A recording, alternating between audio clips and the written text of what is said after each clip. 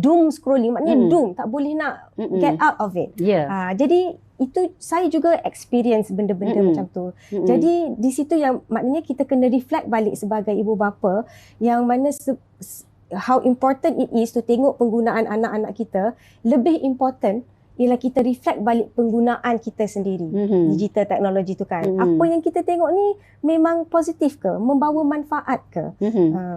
Selalunya kita akan tengok benda-benda yang itulah kadang-kadang kita tengok benda-benda yang viral. Betul kan, doktor? Betul. Sebab mungkin kita nak terlepas perkara-perkara berita-berita viral.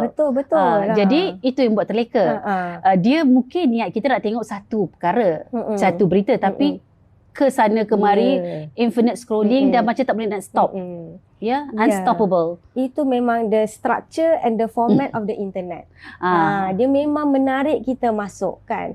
Contoh sekarang viral perkahwinan Fatah Amin dan Amira Osman. Saya pun nampak satu video, next.